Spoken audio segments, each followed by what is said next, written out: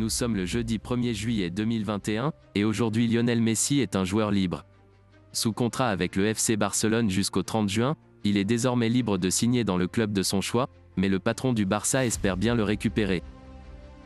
Joan Laporta est revenu sur ce dossier très chaud, et précise que le club catalan cherche aujourd'hui une solution pour trouver un nouvel accord avec le capitaine de l'Argentine.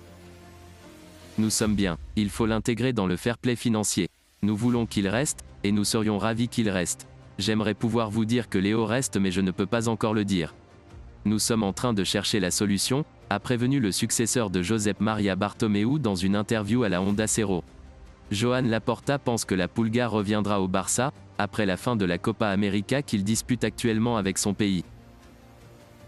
Libre de tout contrat, Sergio Ramos a trouvé un accord avec le PSG pour un bail de 2 ans. D'après les informations de RMC Sport, Sergio Ramos va s'engager avec le Paris Saint-Germain dans les prochains jours. Le club de la capitale a trouvé un accord pour un contrat de 2 ans avec René Ramos, le frère et agent de l'ancien capitaine des Merengues. Véritable légende du Real Madrid, Ramos avait officialisé son départ du club madrilène il y a quelques semaines, sans donner de détails concernant sa prochaine destination. Un temps annoncé dans le viseur des deux clubs de Manchester, City et United, Sergio Ramos devrait finalement rejoindre le PSG. Selon les informations du journaliste de RMC Mohamed Bouafsi, le défenseur central de 35 ans devrait passer sa visite médicale dans les prochains jours avant de signer son contrat avec le PSG, et d'être officiellement présenté aux supporters. La semaine se révèle agitée pour le jeune attaquant français. Après l'élimination à l'Euro, Kylian Mbappé fait une annonce choc quant à son avenir. L'équipe annonce dans son édition du jour, Mbappé aurait fait part aux dirigeants parisiens de son intention de ne pas prolonger son contrat. Lié au Paris Saint-Germain jusqu'en juin 2022, l'attaquant de 22 ans pourrait donc quitter le club francilien libre. Le bras de fer engagé par le club de la capitale depuis plusieurs semaines semble donc perdu. L'engagement de Leonardo ou du président Al-Khelaifi dans le dossier n'ont rien changé. Recruté pour 180 millions d'euros à l'été 2017, Kylian Mbappé ne rapporterait rien au PSG, s'il honore son engagement jusqu'au terme. Le dossier est désormais dans les mains de la direction parisienne.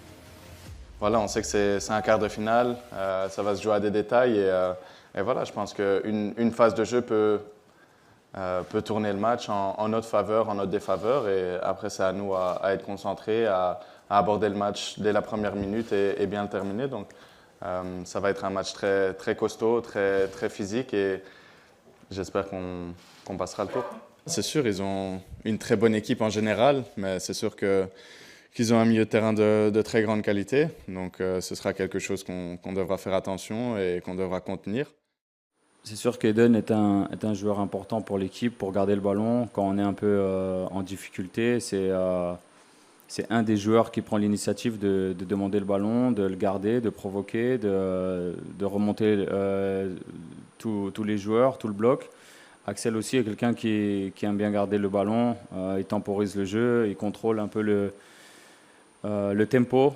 Mais déjà, on ne sait pas si Eden, peut-être qu'il sera présent pour le match. On n'est pas encore sûr à 100% qu'il ne sera pas là ou qu'il sera là. Donc on verra au jour le jour. Mais on espère tous qu'il sera là. Pour nous, ça serait mieux. Mais après, s'il n'est pas là, on a déjà vu par le passé qu'on a d'autres joueurs qui peuvent remplir ce rôle. Ouais.